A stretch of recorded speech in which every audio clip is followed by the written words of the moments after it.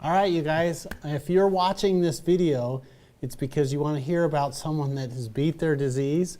I'm Dr. Jason West. This is Dr. Randon Taylor, and we're going to share with you Randon's story.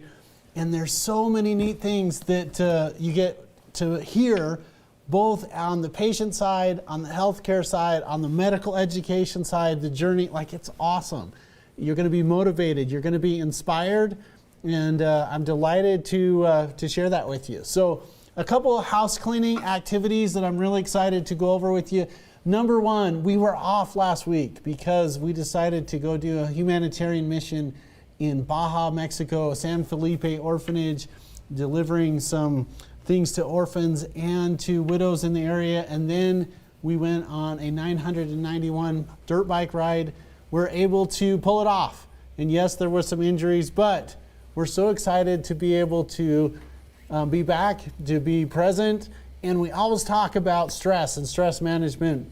It's so important to have a stress outlet. I've heard gardening, I've had prayer, I've had meditation. I've heard all of those. I'm all for whatever helps you to get zen and get connected. And for me, I just really like anything with the motor, particularly dirt bikes. I also am really excited to tell everybody this. Number one is that we have our third health and wellness challenge coming up. I'm actually going to put it here in the comments. I'm just going to paste it right here. If you guys haven't seen what we've put together, like, click on this link I just posted, and it's the Healthness to Wellness Challenge.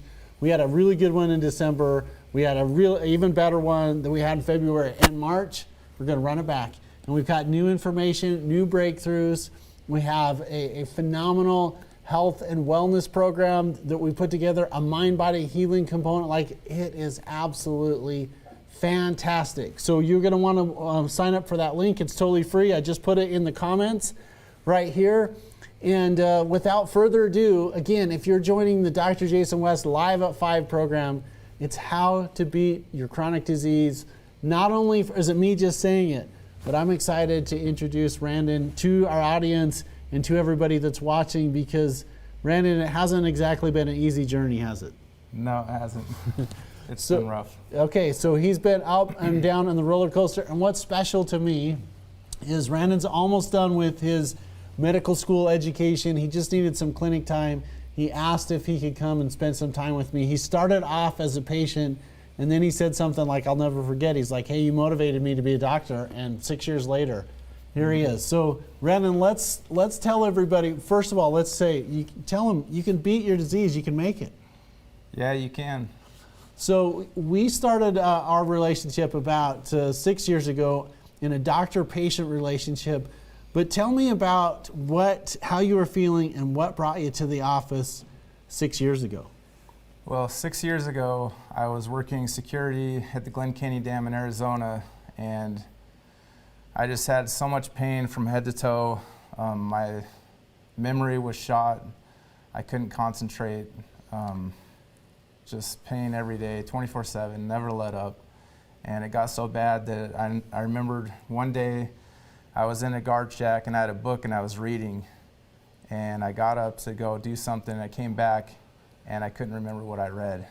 And I knew then that I had to seek help. And luckily, a friend told me to test for Lyme, and that he had a friend of his, Dr. West, that could help me. So I went and I got the blood test, and I did everything I could to get out to see Dr. West. And so when you walked into the office, you weren't feeling very well. Like, you couldn't remember what you read, but it went worse after that, right? Like, by the time you got to me, it was way worse than not having your memory. So how were you feeling when you came into the office 6 years ago? Like I'd just been run over by a truck. I was underweight, just really not doing well. A lot of pain. And did you see some other providers before you came to see me, or did you just come to me directly? I counted up over a dozen medical doctors that I went to, and they kept giving me diagnoses, eosinophilia, esophagitis, IBS, and I just never really trusted their diagnoses, because every time they'd give me any kind of medication, I never noticed any changes. All right, so I'm Dr. 13. Now that you saw Yeah. dozens of docs. They gave you the different diagnoses, the different treatments. It wasn't getting the outcomes. You come to the booming megatropolis of Pocatello, and what happens inside the office? Well, it was so hard to have hope again. And when I got there, I was at the end of my ropes, but I dared to have some hope. And as soon as I got in there, and I noticed how confident you were, the staff was, and I started getting treated, and I sat down, and I started talking to other patients and hearing their stories. And Randon, we got to stop right there because it's been kind of a little reunion for you in the office this week as a rotating intern. I mean, he's almost done with his medical school education, and you meet a couple of people at the office, you reconnect with Ashley, and you reconnect with Mud. So what was that like? Well, to see him doing so well, I kind of got emotional. Mud, he had his mask on, so I couldn't see his face. And he's like, I recognize you. And I'm like, pull your mask down. And I knew that's Mud. And he'd really gone through a rough journey himself. And just when I met him, doctors had given him 2 years to live.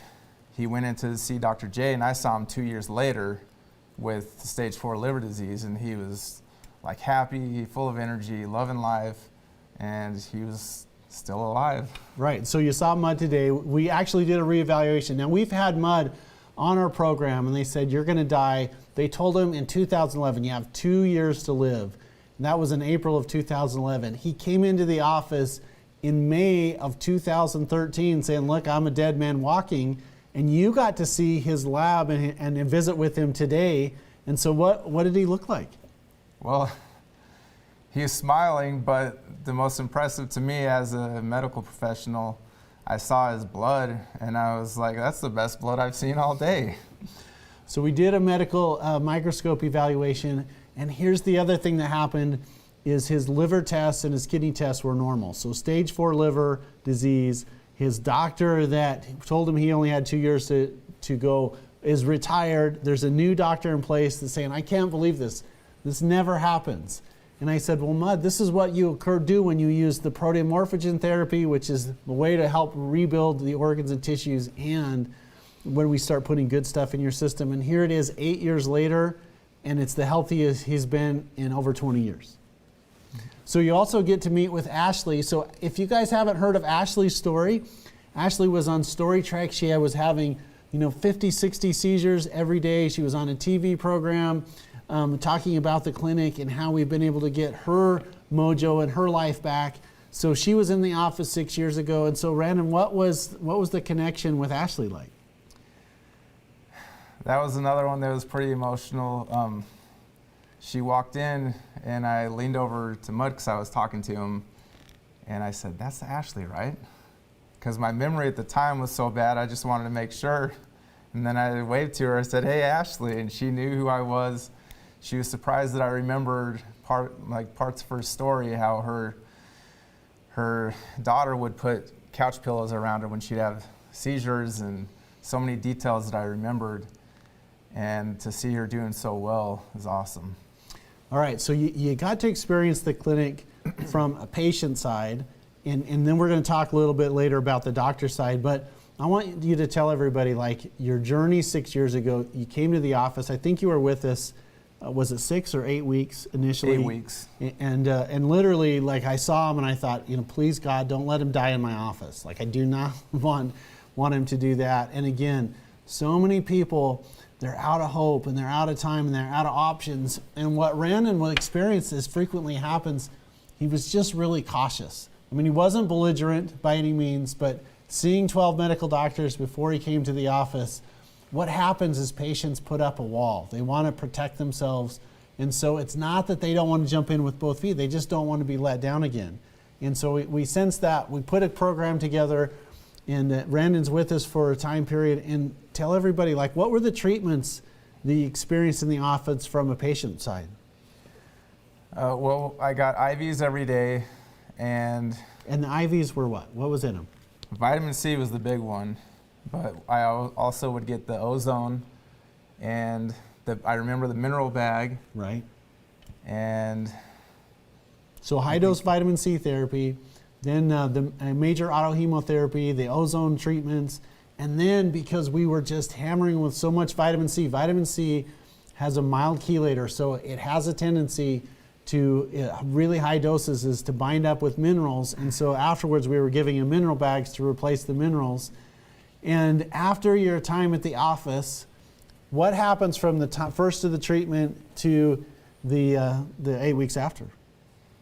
Well, 2 weeks into treatment, because I love reading so bad to where whenever we go anywhere, I always had to have a book. If my wife dragged me off to the shop, or I remember on my mission, we didn't have time to read, so walking from one city to another, I would have my book out reading. And 2 weeks in, I was able to read again. And I thought, wow, that's awesome. Okay, so 2 weeks into it, and then you see what's happening in the office. I'm just really curious, like, you decided to be a doctor. It's not the easy road. It takes a lot of time. When did you decide, hey, this is really cool, I'm gonna do this? I was back home in Page, and my wife was dropping me off to work, and I turned to her and I said, I'm gonna do what Dr. J's doing. And she's like, oh, great, another adventure. But that's just something that I had to do. I just felt it deep down inside. I had to do it. All right, so you're back in Page. You start on, did you have all your undergraduate stuff done by then? Yeah, I did. Okay, so you're finished with your bachelor's requirement, and you decide you go to school. You go to the National University of Health Sciences in Lombard, Illinois, and you start your program. And just walk me through what happens when you're in Illinois. Starting that out, it's pretty rigorous. I still don't feel like I was totally on top of my illness, and I made it about halfway through it until I crashed again. And tell people what happened with the crash. Well, it started out, I got out of the bath one day, and the room started spinning, and it just felt like getting knocked out in slow motion, where my vision was just narrowing, like I was just losing consciousness. And I go into the living room, my son's in there. He has a stutter where if he gets really upset, it gets worse. So my speech is slurred, everything's starting to tighten up, and I'm trying to get him to call my wife to get an ambulance. Eventually I just have to take the phone and talk to her. I don't know if she understood me, but then I went over to our neighbors and I just asked her to keep my heart beating.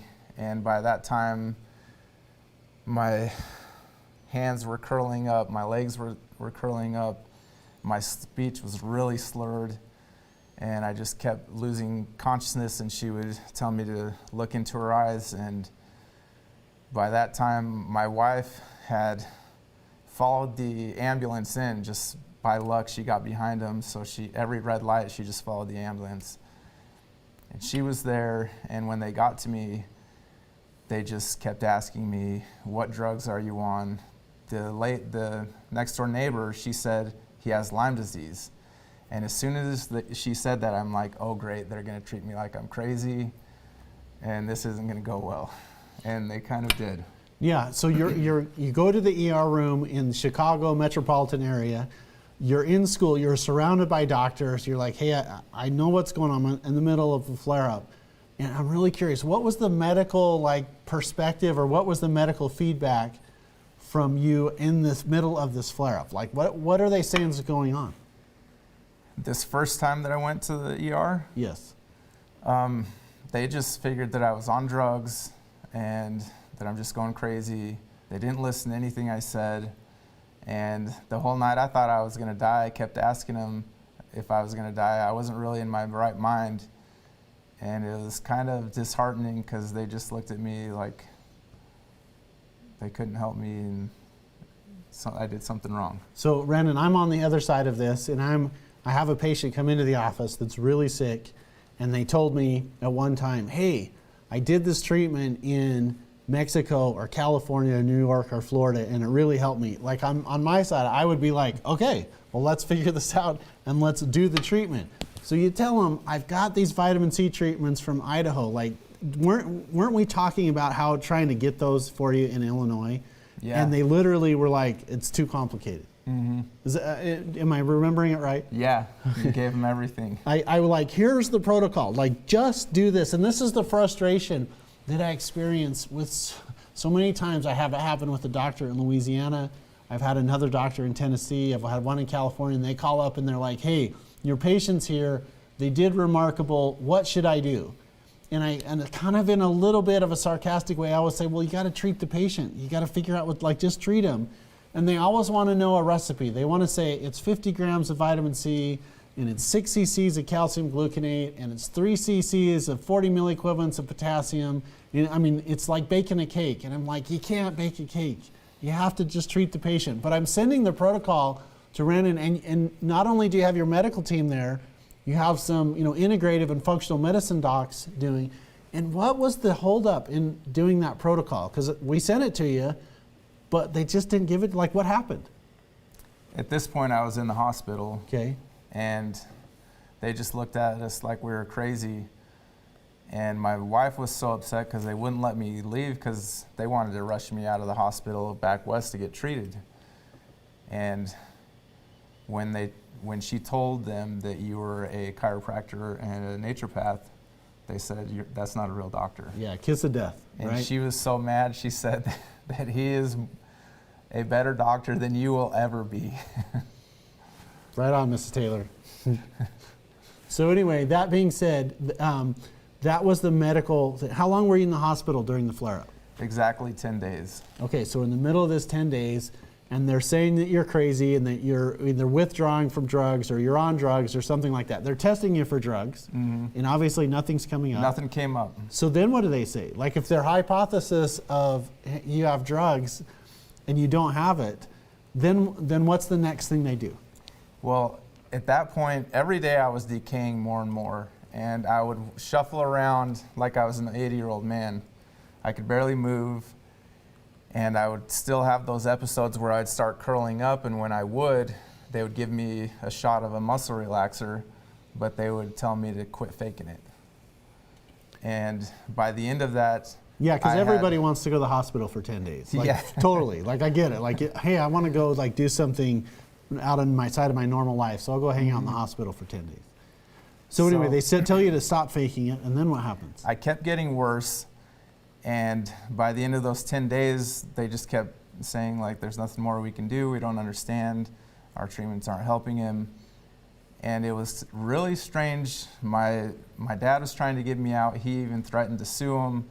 My wife kept calling him, and the last few days, they miraculously said that I'm looking awesome, and I was not looking awesome. And when they said that to my wife, on the inside, she was thinking they're crazy, but she didn't say anything. She just nodded and went along with it until they could get me out of there to go get real treatment. And by the way, you guys, I'm talking with her on Messenger and on the phone, and I'm saying, just ask him to give him vitamin C. And the feedback I was getting from the hospital, well, we can't give him that much because he'll die. And I said to one of the docs, have you ever used vitamin C before? And he's like, no. And I'm like, well, I have. I've done this like every single day, 30 to 40 times a day, every single day since 2005. You just got to give it to him. So you get out of the hospital, and then how did you get to the office the second time? Did you come right after that? After that, after your 10-day stint in the hospital? My 10-day stay. So I got free room and board in Salt Lake. So you recommended a doctor there that I went to. And I was there for 6 weeks, got on my feet, and then I was back out to school. Okay, so back out to school. He's giving you high-dose vitamin C. And while you're in school, I'm sure that like you're telling people your journey. You're saying, I was in Page, I got sick, I got diagnosed with this disease, I went to Idaho, I got better, I decided I wanted to be a doctor, then I had a flare. And what is the perspective of your medical school teachers, your professors, and your classmates about your journey? A lot of them didn't know. Just this last summer, my manipulation professor, I talked to him and he didn't know my story, so I told him the whole story. But those that did know my story, I think they were just amazed that I'm still there. I'm still hanging on. Right. So Randon, one of the things that you said in practice, so you learn how in school, you're almost ready to graduate, a couple weeks away from graduating, and so you've got your undergrad, you got 4 years of postgrad, you're coming out with a doctoral program, and one of the fascinating things that you said, which I scratched my head, is the two most healing modalities that we have inside of our clinical system. Three, like therapeutic touch, vitamin C, and then oxidative medicine, oxygen and ozone. And when you're telling people, hey, ozone really helped me, didn't one of them tell you that was going to kill you? Yeah. After you had 10 weeks of treatment on it, you're going to die from using ozone. So you get through school, you decide to do clinicals, and you called me up and you say, hey, I got to get some clinic office time. And of course, I'm like, yes, come back. And I just want, tell people what it was like in school, and then tell people what it's like inside of the office on the doctor's side. Like, you've experienced both. This is such a unique thing. You've been the patient, now you're the doctor. So tell everybody, what do you see on the doctor side, and especially compared to your schooling? Compared to my schooling, well, we do learn the basics pretty well in my schooling. We went through botanicals, homeopathy, manipulation, covered all the basic sciences. So that's obviously nutrition. But when I got here, it's like you take all of the special things about all of the doctors that you know, and you combine it into one practice. And it's amazing. Every room, there's an awesome modality, from the IV therapy to the neurotherapy to the diathermy, ozone, theropod. It's just amazing. It's kind of overwhelming because it's all these new things coming at me, and I just have some basic understanding of a few of them. All right, so telling people what it's like to go from sick to getting your life back, what would your recommendations be if someone's facing a chronic Lyme disease or an Epstein-Barr or autoimmune disorders? They've been to all the different doctors. You being experienced through that, what would your advice be to people that are trying to navigate that system? I would say, number one, always give it another try. There'll be times when you'll just feel like you want to give up, and you may just throw in the towel temporarily, but always give it another try. You can't quit, you can't give up. You can't give up. And then, how are you feeling now? I mean, you're almost Dr. Taylor. I keep calling you Dr. Taylor, but we're just a couple weeks away from graduating. How do you feel now? Well, I kind of feel like half of the monkey on my back is all gone, but I'm still dealing with spine issues. So my neck and my back, and just that tightness from the Lyme that's left over. So I'm really getting into moving my body, yoga, manipulation, and just trying to get past that. And it's really been tough to be over there because I don't have access to IV therapy, and I think the world of it. I think it's amazing. So my producer's telling me that we have Okay, so Steve Chaston in the chat is wondering, when did you know that you had Lyme? Did you know if you got bit by a tick? How long was that process to figure out when you were sick, and how long has this process taken? So just so everybody hears, which by the way, you guys, this is a unique opportunity that we have that doesn't happen very often, of someone that has literally been sick, been through the pathway, was motivated, inspired to be a healthcare provider. And so if you have questions, now's the time to fire them up. I'll do my best to answer them. Brandon's going to answer them.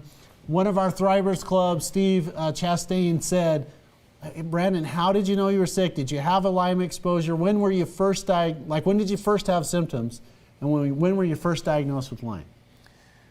Well, I was exposed in my teens, so around 15, and I didn't know I had Lyme with a test till I was 30. And during that time, I had some traumatic events.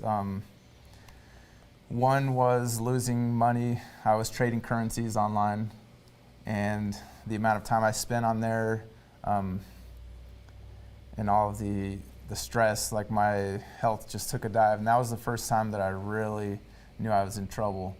But before that, I was at the lake with my brothers, and this is where the spine problems came in, and they dared me to jump off a cliff that's 120 feet. And stupid me, I did it. 120 feet. Yeah. Like we have this diving platform, guys, by Lava Hot Springs. Their highest level is 33 feet.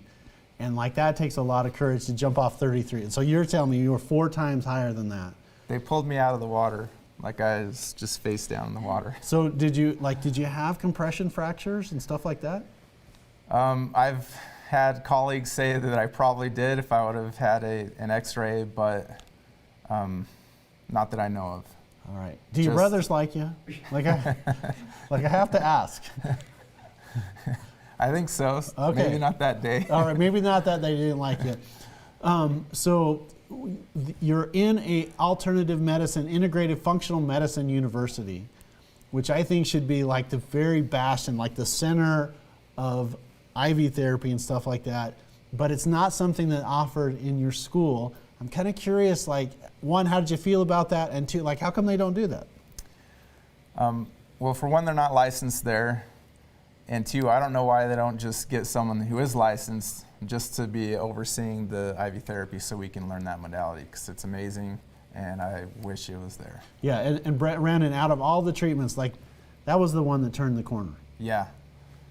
That and ozone. Yeah, so I loved it. So walk everybody through like a patient's perspective of ozone. Like if you get online, you read about ozone, you hear about the ozone layer, and you hear how it cleanups, mold damage and stuff like that.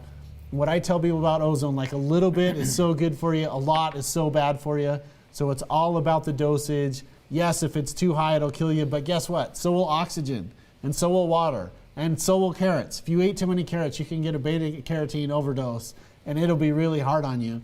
But it's all about the dosage. So tell everybody like your thoughts about ozone, one, as a patient, and then two, as a healthcare provider. Well, as a patient, one way I explained it to one of my colleagues back at school, when I got to your clinic, it's like you're chained to a train and that train is going to Healthy Town. That's how I felt. It's just dragging me along. And you do herx from it when you have Lyme, so that part is rough. But afterward, it was summer by the time I was done with my treatments, and I just wanted to go to the lake every day and be there all the time. And my wife was getting tired, and I was just full of energy, and I just wanted to go out and do stuff.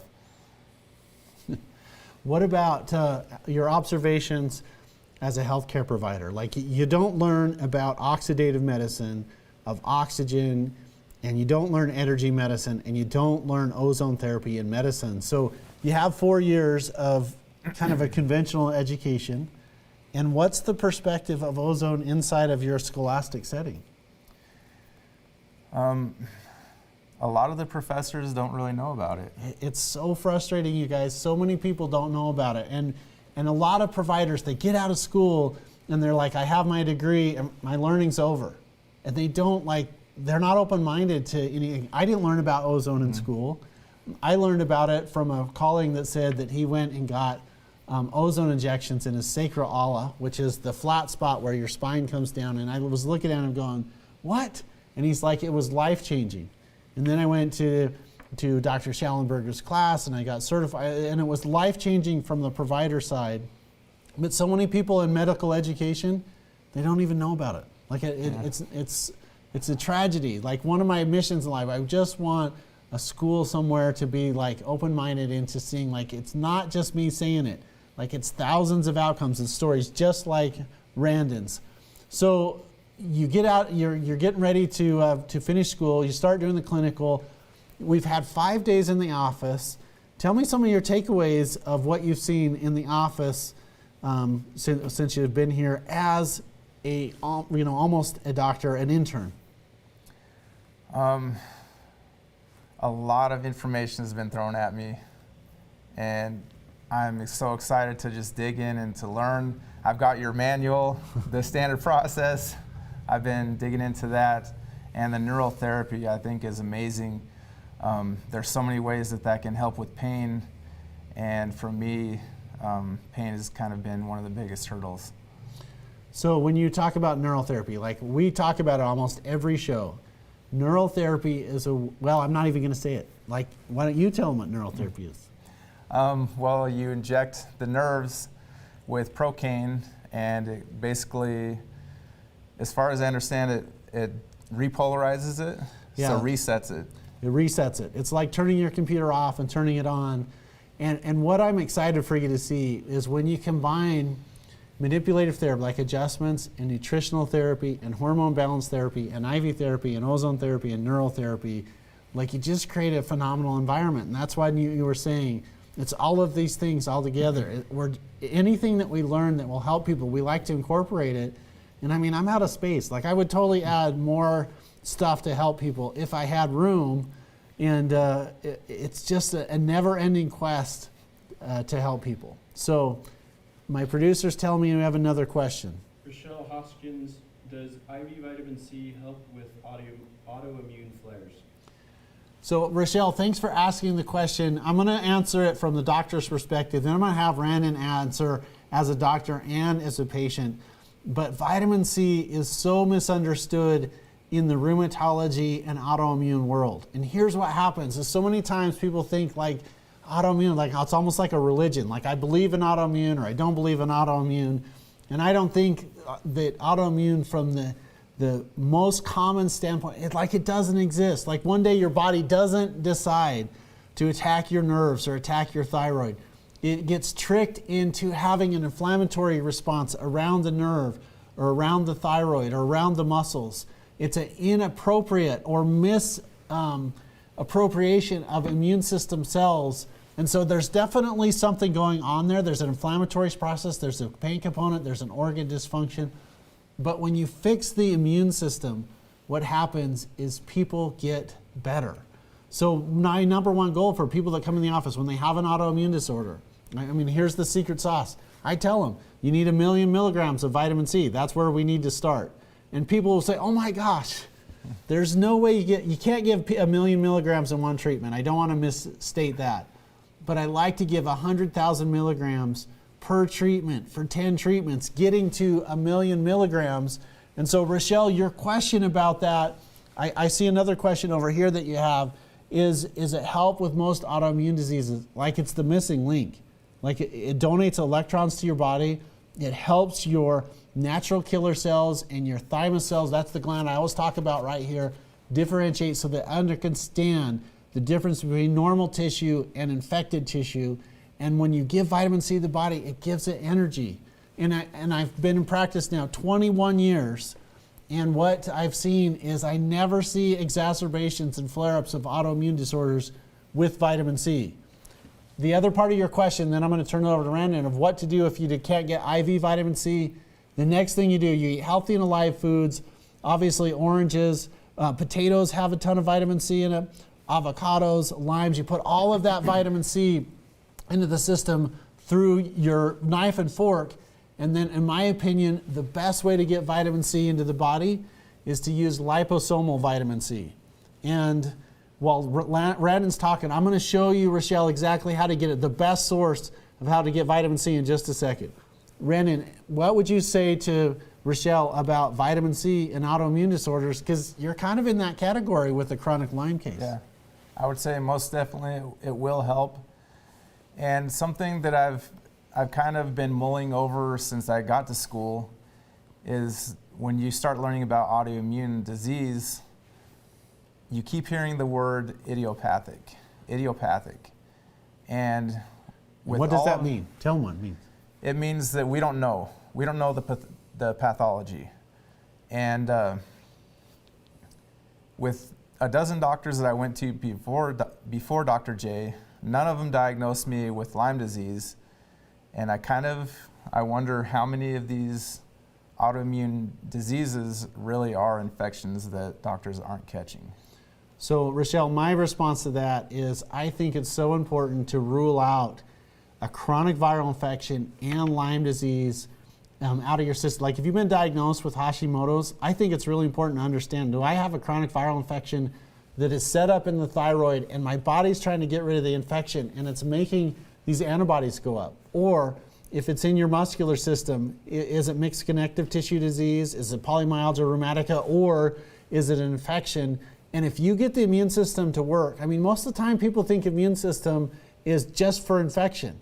It's not. What immune system is for, it's for repair. It's for protection. Like if you have damaged tissue from a sprained ankle, what's going to happen is your immune system is going to come in and it's going to get rid of those damaged ligaments. That's where the redness and the swelling and stuff comes from. It's not just infection, but oh my gosh, if you've got a chronic infection, you got to know, or excuse me, if you have autoimmune, you have to know if you have a chronic infection. Now that being said, Clarissa, can you bring me up on the screen? So Rochelle, let me tell you where you can get the best source of vitamin C outside of an IV or a custom formulation. So our Thrivers program where I custom formulate for you, you have this in there. But Rochelle, you go to our website, westcliniconline.com, you click the shop icon, and then what happens is our store comes up, and we've called our store Personalized OTC. Personalized organs, tissues, and cells. Because when you fix the organs, tissues, and cells, everything starts to get better.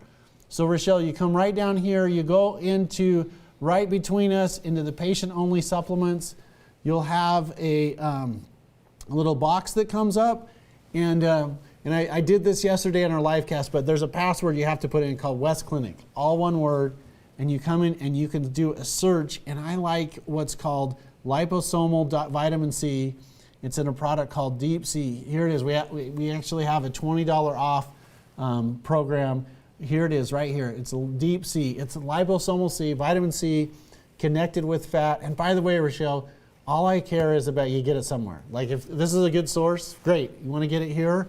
If you get it other sources, it's the fat vitamin C.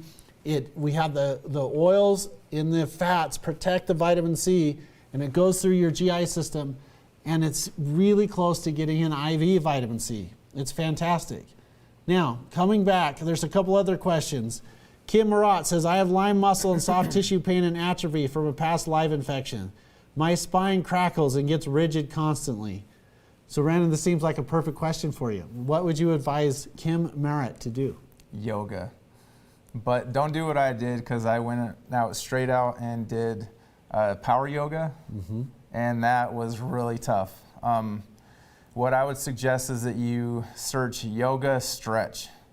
And any kind of yoga that will stretch your ligaments, your muscles, your tissues, movement is what you need to get over that stiffness. Okay, another friend, Lana Mae Tomlinson. Hi Lana, says, what's the brand and where do you get it from, the vitamin C you're talking about? Lana, you go to the West Clinic online, you click on shop, you go to patient-only supplements. You type in West Clinic, and then you get Deep C is what you want to look for. My team leader, Misty, is our supplement coordinator. She wrote it, Just Believe It. Mama Preston, hi Denny, and Mike. She said, I can't live without neural therapy. A big shout out to Robert Harmon and Julie Harmon. We kind of need to start wrapping this up, Randon. So we've had this amazing story of someone that can't function 6 years ago. We do some treatment. You start going through a medical school program. It's intense. You have a crash. We're trying to tell the providers inside the hospital system, here's what helped him. Just do this. Like this, I've had this happen so many times of people being in the hospital system, and every once in a while I can get the hospital to do it. I had a patient in California that was given up, that was on life support. His wife called me and said, what do I do? I'm saying, like, you got to give him vitamin C. They convinced the hospital to do it because they thought he was going to die. He made this miraculous turnaround. It's happening. More and more healthcare providers are being, open to the vitamin C. Now the biggest thing is the dosage, because the RDA dosage for vitamin C, 500 milligrams, is just a scratch in the bucket. Remember, with really sick people, we do vitamin infusions of 50 to 100,000 milligrams, which is 200 times the RD levels, and we get amazing outcomes, and Randon's living proof of that. We also really excited that you got through your medical education program. You've seen some miracles in the office. So when people are struggling with their health outside of the office, number one, tell them what they should do outside of the office, or go on a journey with them, and that may be a better way to say it. No one likes to get a lecture. And then if they're in Florida, if they're in Texas, if they're in California or Hawaii, and they're looking for a provider, what clinic treatments are you telling them that they need? So things you can do on your own. Definitely for me, as far as diet, you got to eat clean. So as close as you can get to farm fresh foods, grass-fed, free range, organic, whole foods, and make sure you're moving, exercising. Don't push yourself too much. That's something that I have a tendency to do, and it backfires. Yeah. So, and you're not the only one, Randon. Sometimes, like I've just had a patient yesterday that I did a follow-up with. She said, "This is the best I felt in a year. I can't wait. I'm going to go paint my house. I'm going to remodel my bathroom." And I'm like, "Hold on just a minute. Like, ease into it, or you're going to go back." but anyways, those foundations for health, diet, exercise, hydration. You got to take care of your mental health as well. So you got to take some rest. One of my clinicians calls it vitamin R, so vitamin rest. And you just have to get used to living a healthy lifestyle. The pain is your body telling you that you need to make some changes. So Randon, someone's listening in different parts of the country. I mean, obviously I would love to have a teletransport system so that we could just get them into the West Clinic system. And so one, if you live far away and you came to the office, I mean, Page, Arizona to Pocatello, Idaho has got to be, 8 or 10 hours? Yeah, it's a ways. Okay, so you made it. You had an amazing outcome. So if people are thinking about, you got to get to the office. If you can't get to the office, what treatments are you advising people in New York or Illinois or Wisconsin? What would you suggest to say, look, you gotta go do this? What would this be? I think you already know the answer to that. IV therapy.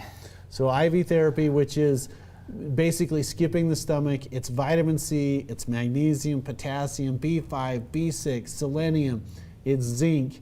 Also, when you couple that healing modality with cutting-edge oxidative medicine, which is the major autohemotherapy, the ozone therapy, and I'm excited for you to tell people, you had such a good outcome with the oxidative medicine, the ozone, that you bought your unit. Yeah, I did. So how are you using your ozone unit now? I actually will do ozone pushes. Okay. So 50 cc's. So what he's talking about is an advanced medical procedure. What about, are you doing water? Are you doing I'll insufflation? Do insufflation, water, even in the nose and the ears, especially if you have an earache or a sinus infection. Okay. So you guys, this is one of the big reasons why I told people a couple of months ago, you should get an ozone unit. I think it's the best thing that you can have at your house so that you can get everything absorbed through your third lung, which is your colon. So there's a insufflation, almost like an ozone enema. There's a way to push it through your tympanic membrane and help to oxygenate your nervous system through your ears. You can drink the water. If you have a cut or an ulceration or a sore that won't heal or fungus on your fingernails or your toes, you can put your hands into that bag and tie off the bag and run ozone in there, and it hyperoxygenates the area and it'll make areas heal. We've saved so many toes and feet and hands from amputation. Mike's story, which we're going to try and get on the show a little bit later, they were going to cut off his leg because they could not get rid of the infection in his tibia. You have the ability to do that at home. Now, I've said this before, I'm going to say it again, we've got another Wellness to Wellness program coming up at the end of March that we're adding new information. That's one of the things that we're going to talk about, what you can do at home. We're also talking about the barriers to healing. We added that from the December program to the February program. Now we're going to take it up a note. There was a question here, Jessica Smith Lerner. So Jessica has a question for you, Randon. She says, what test do do you suggest to know for sure if you have Lyme disease? IGeneX, and I also did DNA connections. Both of them I think are phenomenal. Okay, so walk people through what the IGeneX test is and then the DNA connections. This is really important. The IGeneX, I mean, it's just a lab test. It's a blood draw that you do. blood draw. You go in, they draw your blood, and they check for more bands than usual. Right. So it's a little bit more broad in what they're looking for, and they'll be able to catch Lyme more often than the regular Western blot. Okay, so that being said, you guys, if you need help getting a Lyme test, like it's something that's so important, and if my office can serve as a place for you to help do that, like we want to do that for you, and you can reach out through Messenger if that is something that we could help you with. The other one is the DNA connections. Mm-hmm. So I'm not as familiar with DNA connections as I am with the IGeneX test, so walk people through how DNA connections work. Basically the same as IGeneX. Okay, so they just have a good reputation. A blood as well. test. They're looking for, is it DNA inside of the blood cells, right? Yeah. Okay, so DNA connections is kind of looking a little bit different than IGeneX. By the way, you guys, some of the other testing, PCR and ELISA testing and Western blot testing, I just don't think it's effective as the DNA connections or the IGeneX test. And we have nothing to do with the labs. Like, we don't have a vested interest, we don't have a commission, we're not sales agents or anything with them. That's just what I like to see. Now, my favorite way to basically understand what's happening with people is to do the medical microscopy test. And my team leader, Misty's out there saying, hey, this is what it is. And okay, Jessica says, I did DNA connections and it was indeterminate. And Jessica, this is the hard part about the Lyme disease, because 20% of your body doesn't have a direct blood supply. So you can have basically guys hiding in places deep in the organs and tissues, and it can be an indeterminate test. And here's the neat thing is usually when you give people oxygen that allows them to convert basically the electron transport chain to energy and water, and you also give them electrons with vitamin C, and you get the mind-body healing. Like, usually you get a good response. It could be staph, it could be Epstein-Barr, it could be Lyme disease, it could be E. coli, it could be a myriad of the other viruses. We want to do our best to balance the body. So you guys, this is our program. I'm so excited to do this on Thursdays. Our goal now is to turn Thursdays into a guest event. Remember, we do some special behind the scenes thing every Wednesday night with our West Clinic community. We also have an exclusive tribe where I individually work with people Wednesdays night called the Thrivers Tribe. I've put this inside of the comments. If you have not signed up for our Healthness to Wellness program 3, the third time, I invite you to participate. You just click on the link that I just posted here. Every single generation has changed. So we did it in December. Now we're doing it in February. I'm going to have some additional guests and some just awesome stuff that we're doing at the end of March. We also have the ability to do some amazing things for you, custom formulation, being in our VIB club called the Thrivers Tribe. And if you want more information about the Thrivers Tribe, just hit #Thrive in this comment, either on YouTube, our West Clinic, or my personal page. Randon, any parting thoughts for people that are watching it that are struggling with a healthcare condition? Any last minute takeaways before we wrap it up? Just never give up. Have hope. I love it. The Arabian proverb that I put inside my book says, he that has hope has health. He that has health has everything. And that's why we always talk about vitamin H inside the clinic system. You're not your diagnosis. If you think you've tried everything, you probably haven't. Keep searching. You're not your diagnosis. You can beat your disease. This is Dr. West and almost Dr. Taylor. He's only a couple weeks away. Everyone, we're signing out. We'll see our West Clinic community on Wednesday. We're going to see our patient program that we're doing on Thursdays. I'll be back with another guest next Thursday. Dr. West and Randon, we're out.